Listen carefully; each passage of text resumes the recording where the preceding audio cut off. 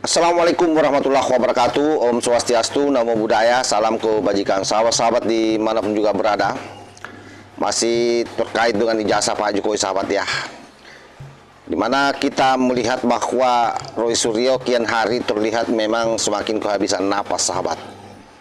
Dan ini bukan karena kalah dalam debat sekali atau dua kali, tapi karena narasi yang ia bangun kini runtuh oleh fakta. Oleh karena itu, hampir seluruh forum yang dihadiri oleh Roy Panci CS maupun para pengacaranya itu tidak pernah lagi bicara soal data. Yang tersisa hanya ngeyel dan mengulang tuduhan lama yang sudah berkali-kali dipatahkan oleh pihak lawan debatnya sahabat. Beberapa video saya akan mencoba memperlihatkan ke sahabat-sahabat bagaimana Kongilam Panci, termasuk seperti apa Hotman Paris menilai kasus ini, dan juga bagaimana Yakub Hasibuan itu betul-betul membungkam congor daripada Rismon Sianipar, dan ini yang menjadi senjata pamungkas yang saya kira menjadi final bahwa apapun yang mereka sampaikan itu tidak bermakna apa-apa lagi. Seperti apa videonya, ini kita cek satu persatu sahabat.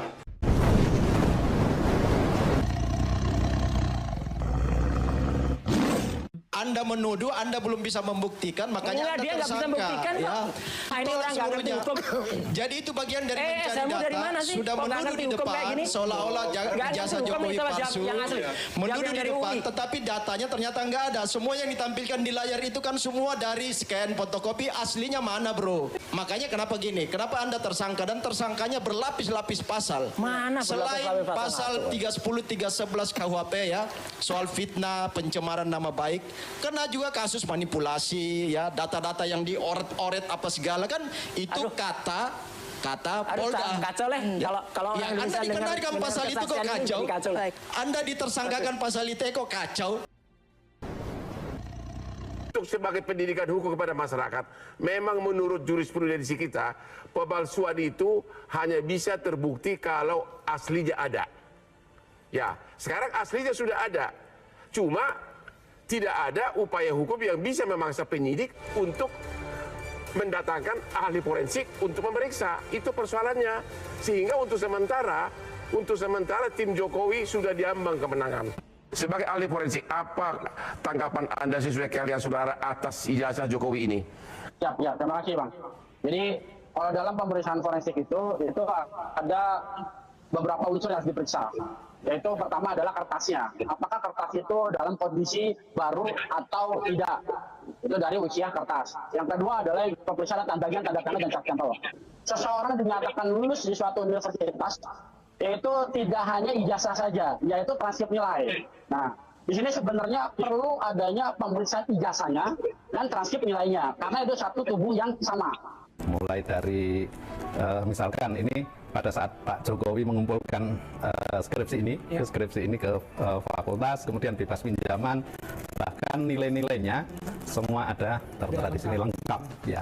Dan perlu saya sampaikan bahwa ini bukan baru ya, ini betul-betul dokumen sudah lama. Idealnya butuh waktu berapa lama sesungguhnya kalau dikasih kesempatan lihat ijazah itu? Ya, BI saja mengatakan 3D. Dipegang, diraba, diterawang. Dilihat, dipegang, diterawang. Diraba, diterawang. Kemarin cuma apa? Dilihat. Pakai mata manusia. Menarik Mas, kalau kita balik sedikit cara berpikirnya. Kalau begitu kok bisa bilang palsu? Kalau dibilang saya belum sempat melihat, belum sempat menganalisa. Kok bisa bilang palsu dari awal? Ternyata aslinya belum pernah dilihat. Itu pertama kali ternyata lihat aslinya. Jadi kalau kita balik cara pikirnya, justru akan seperti itu, menunjukkan bahwa selama ini berarti yang kalian bilang palsu itu ya apa dong? Kalau Anda masih bisa mengatakan bahwa kurang waktu saya untuk memeriksa. Kita semua bisa melihat ya dari tayangan video itu dengan mata telanjang.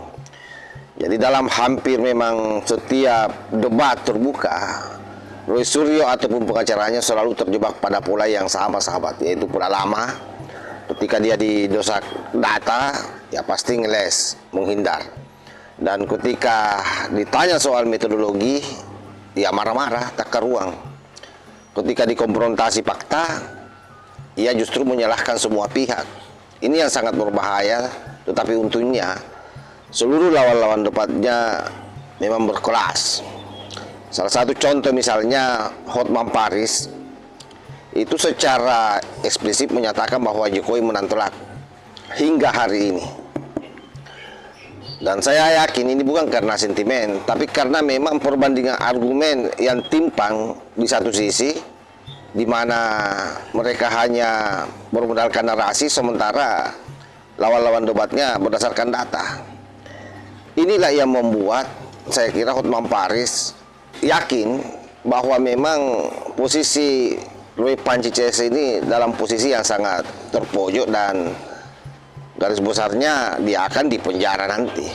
Dan cuma tidak enaklah atau tidak eloklah Hotman Paris mengatakan demikian. Dan puncaknya itu sahabat-sahabat bisa lihat sendiri kan saat debat antara relawan Jokowi melawan Roy Suryo beserta dengan pengacaranya, seluruh alibi pembelaan mereka itu dimontahkan sahabat. Tak ada satu pun yang bisa lolos dari uji logika.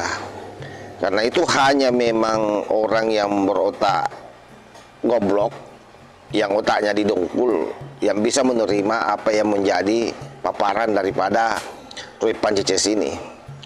Sebab pembelaan yang mereka bawa mulai dari narasi, konspirasi hingga tuduhan palsu itu benar-benar retak di meja debat.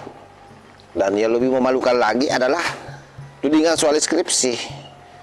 Kan fakta diperlihatkan ijazah Pak Jokowi yang asli itu, mereka kembali mau nyoal soal skripsi Pak Jokowi yang disebut palsu. Dan saat ini kan justru kemudian itu berbalik lagi menghantam mereka sendiri.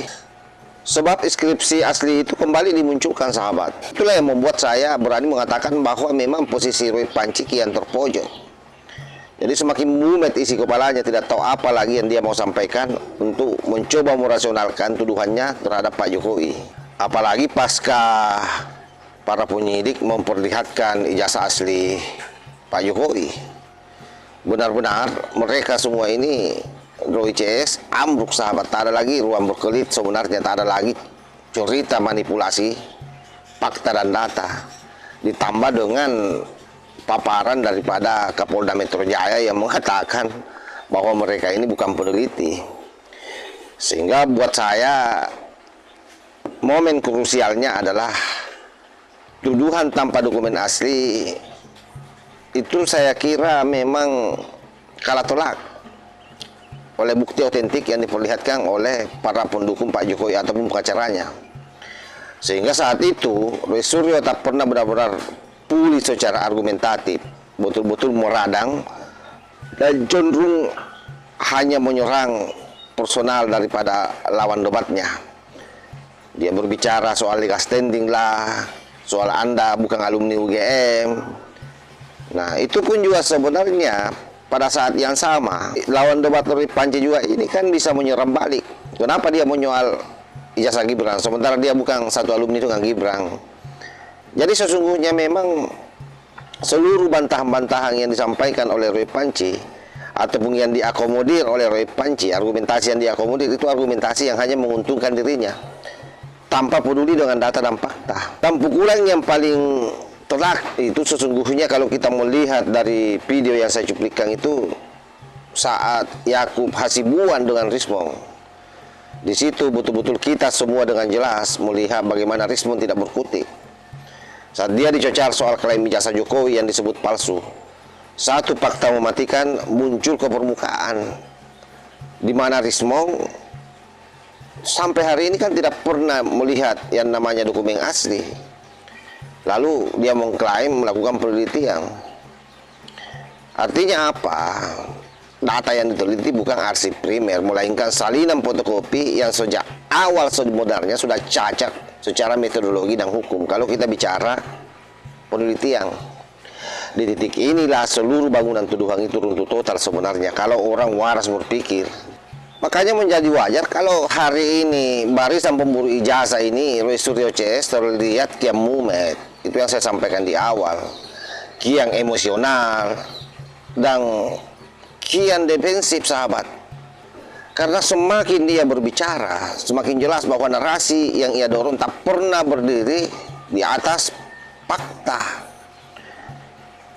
Karena itu saya mengatakan bahwa ini bukan soal menang debat. Ini soal kebenaran yang tak bisa dipatahkan atau tak bisa dikalahkan oleh kegaduhan. Sebab ketika tuduhan dibangun dari asumsi dengan ego dan kebenaran berdiri di atas dokumen asli dan data yang nyata, hasilnya hanya satu. Bahwa yang namanya fakta itu akan selalu menang dan yang namanya kebisingan itu akan selalu tumbang. Wallahul muwaffiq ila aqwamit thariq. Wassalamualaikum warahmatullahi wabarakatuh.